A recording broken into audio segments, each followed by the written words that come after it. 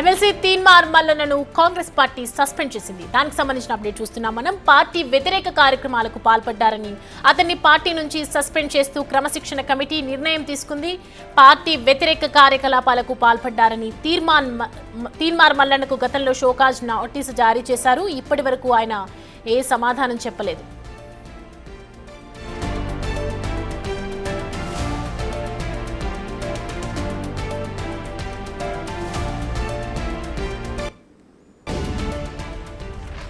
MLC Teenmar మల్లన్నను Congress party suspend చేసింది. Party వ్యతిరేక కార్యక్రమాలకు పాల్పడ్డారని అతన్ని పార్టీ నుండి సస్పెండ్ చేస్తూ క్రమశిక్షణ కమిటీ నిర్ణయం తీసుకుంది. పార్టీ వ్యతిరేక కార్యకలాపాలకు పాల్పడ్డారని తీన్మార్ మల్లన్నకు గతంలో కూడా షోకాజ్ నోటీసులు జారీ చేసింది. ఈ నేపథ్యంలోనే ఇప్పటి వరకు ఆయన సమాధానం స్పందించలేదు, ఎలాంటి సమాధానము చెప్పలేదు. ఇప్పటికీ పార్టీ లైన్ దాటి వ్యవహరిస్తున్నారని కూడా క్రమశిక్షణ సంఘం అభిప్రాయపడింది. ఈ మేరకే తీన్మార్ మల్లన్నపై వేటు వేశారు.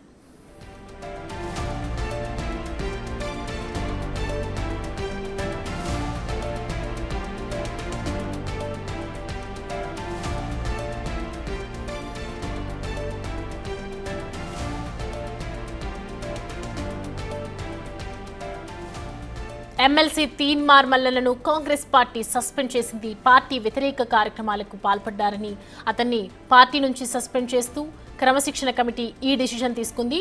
పార్టీ వ్యతిరేక కార్యకలాపాలకు పాల్పడ్డారని తీన్మార్ మల్లన్నకు గతంలో కూడా షోకాజ్ నోటీస్ జారీ ఇచ్చింది. ఇప్పటి వరకు ఆయన సమాధానం చెప్పలేదు, స్పందించకపోగా ఇప్పటికీ పార్టీ లైన్ దాటే వ్యవహరిస్తున్నారని క్రమశిక్షణ సంఘం అభిప్రాయపడుతూ ఈ మేరకు ఆయనకు తీన్మార్ మల్లన్నపై అనర్హత వేటు వేశారు.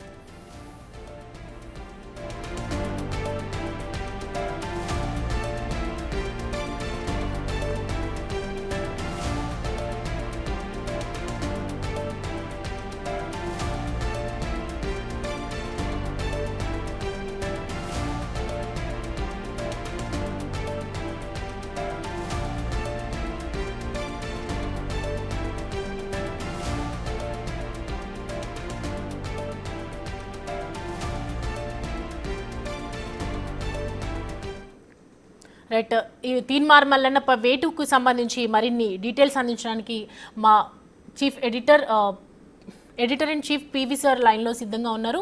సార్, చూస్తూ ఉన్నాం మనము ఎమ్మెల్సీ సంబంధించి తీన్మార్ మల్లన్నపై అనర్హత వేటు పడింది.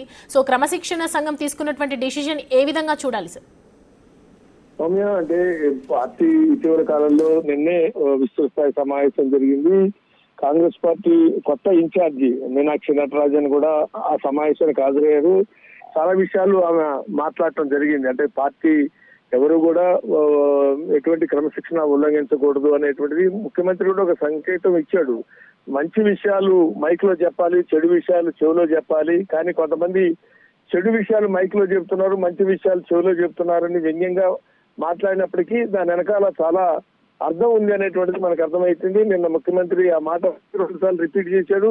మంచి విషయాలకు వచ్చినప్పటికీ మాత్రం మైక్ లో చెప్పట్లేదు, చెవిలో చెప్తున్నారు. చెడు విషయాలకు వచ్చేటికి మైక్ లో చెప్తున్నారు అన్నది. అది అప్పుడే దాని మీద విస్తృతంగా ఎవరిని ఉద్దేశించి ఈ వ్యాఖ్యలు చేశారు, దేనికి చేశారు ముఖ్యమంత్రి అనేటువంటిది జరిగింది. అంత ముందు నుంచే షోకాజ్ నోటీస్ ఇచ్చారు తీన్మార్ మల్లన్నకి. తీన్మార్ మల్లన్న కొంత ఎక్స్ట్రీమ్ గా వెళ్ళి, అంటే పార్టీ లైన్ కి భిన్నంగా ప్రభుత్వం తీసుకునే నిర్ణయాల మీద మరి విమర్శించడం వేరు, విమర్శించడం కన్నా కొంత పరిశుభ్రజాలం అన్పార్లమెంటరీ లాంగ్వేజ్ వాడి మరి ఈ బీసీ కులగన్న అనేది దేనికి పనికి వస్తుంది, అక్కడ దుడుచుకోవడానికి వస్తుంది, ఇక్కడ దుడుచుకోవడానికి పనికి వస్తుంది, అది టిష్ పేపరు అని ఇట్లా కొంత చాలా అంటే ఎవరు కూడా అంగీకరించలేని అంశం అది. అంటే బహుశా పార్టీ విధానం నిజంగానే తప్పున్నా ప్రభుత్వం మీద విమర్శ చేయొచ్చు, కానీ బీసీ సంఘాలు కూడా చాలా విమర్శలు చేశాయి, ప్రతిపక్షాలు కూడా విమర్శలు చేశాయి, చేయలేదని కాదు. కానీ అదే బీసీ సంఘాలని మంత్రి పొన్నం ప్రభాకర్ పిలిచి మాట్లాడలేదు. అదేవిధంగా ఓసీ వర్గీకరణ విషయంలో కూడా మాట్లాడారు. కృష్ణమాదిగని పిలుచుకొని ముఖ్యమంత్రి మాట్లాడారు.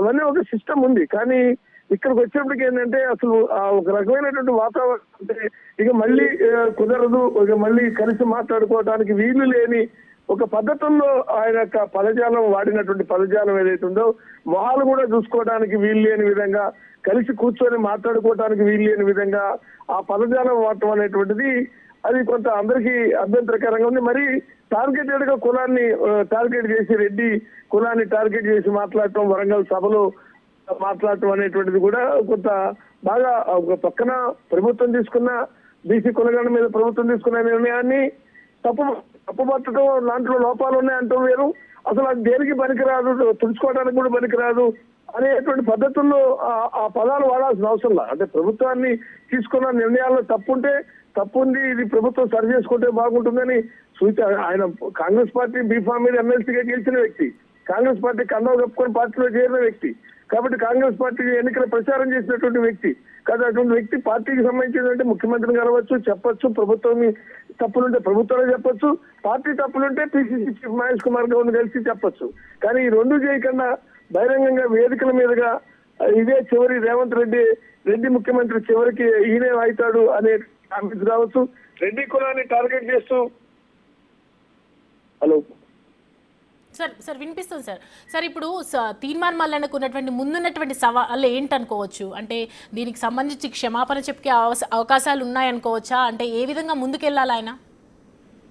అంటే సరే, ఆయన ఒక ఎజెండా పెట్టుకొని బీసీ అనేటువంటి ఎజెండాతో ఆయన ప్రయాణం చేస్తున్నాడు. ఆల్రెడీ ఆయన కూడా బహుశా పార్టీలో మనం ఉంటే స్వేచ్ఛ ఉండదు, మనం ఏదంటే అది మాట్లాడుకోవచ్చు అనేది సస్పెండ్ చేసుకోవాలని కూడా అనుకున్నాడా అనేటువంటిది అనిపిస్తుంది. ఎందుకంటే ఆయన చదువుకున్న వ్యక్తి, జర్నలిస్ట్ గా పనిచేశాడు, కొంత అవగాహన ఉన్నటువంటి వ్యక్తి. కానీ అవగాహన ఉన్న వ్యక్తి ఆ రకంగా ఆ పదాలు వాడాల్సిన అవసరం లేదు. అది పార్టీలో ఉంటూ పార్టీని కూడా విమర్శించారంటే గతంలో కూడా చాలా మంది కాంగ్రెస్ పార్టీలో ఉంటూ కాంగ్రెస్ నాయకత్వాన్ని విమర్శించిన వాళ్ళు ఉన్నారు, లేరని ఏం లేదు.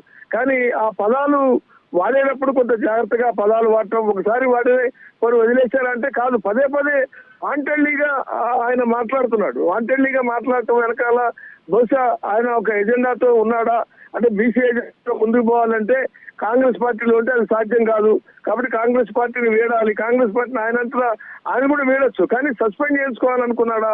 ఎందుకంటే రాజీనామా కూడా చేసి వెళ్ళిపోవచ్చు, కానీ రాజీనామా చేసి వెళ్ళటం కన్నా సస్పెండ్ చేసుకోవడం ద్వారా సానుభూతి వస్తుంది అనేటువంటిది అన్న మరి ఆయన స్ట్రాటజీ ఏంటో.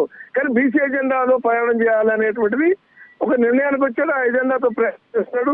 బహుశా ఏ పార్టీలో చేరతాడా అంటే అనుమానం. ఎందుకంటే ఇప్పటికీ బీజేపీలో చేరి బయటకు వచ్చాడు, కాంగ్రెస్ లో చేరాడు, కాంగ్రెస్ లో ఉంటూ కాంగ్రెస్ పార్టీని, ప్రభుత్వాన్ని టార్గెట్ చేసి సస్పెండ్ గురయ్యాడు. కాబట్టి రేపు ఇంకో పార్టీలో చేరాలన్నా ఎవరైనా కొంత చేర్చుకోవడానికి ఆలోచిస్తారు. ఎందుకంటే ఇప్పటిదాకా ఆయన వాడినటువంటి భాష, ఆయన మాట్లాడిన తీరు, ఒక కులాన్ని టార్గెట్ చేసినటువంటి పద్ధతి, ఇవన్నీ చూసిన తర్వాత ఏ పార్టీ అయినా ఆయన్ని చేర్చుకోవాలి అని అనుకున్నప్పుడు కొంత ఆలోచిస్తారు. ఎందుకంటే రేపు మన పార్టీలో కూడా చేరి ఆ రకంగానే మాట్లాడతారు కదా, మరి మాట్లాడినప్పుడు మళ్ళీ మనకు కూడా సస్పెండ్ చేయాల్సి ఉంటుందా, ఇట్లాంటివి వాళ్ళు ఆలోచన చేసుకొని ఆ పార్టీలు చేర్చుకోవాలో వద్దా అని ఆలోచిస్తారు. అయితే ఈయన కూడా ఆ పార్టీలో చేరాలా, ఏ రాజకీయ పార్టీ చేరాలని లేదు, ఆల్రెడీ ఒక పార్టీ పెట్టాడు, దాని మీద విస్తృత స్థాయిగా కసరత్తు చేశాడు, మీటింగ్లు నిర్వహించాడు, దేశ రాష్ట్ర వ్యాప్తంగా పర్యటన చేశాడు. చివరికి మళ్ళీ పివి గారు మీరు అలాగే హోల్డ్లో ఉండండి, మిమ్మల్ని అందుబాటులో మళ్ళీ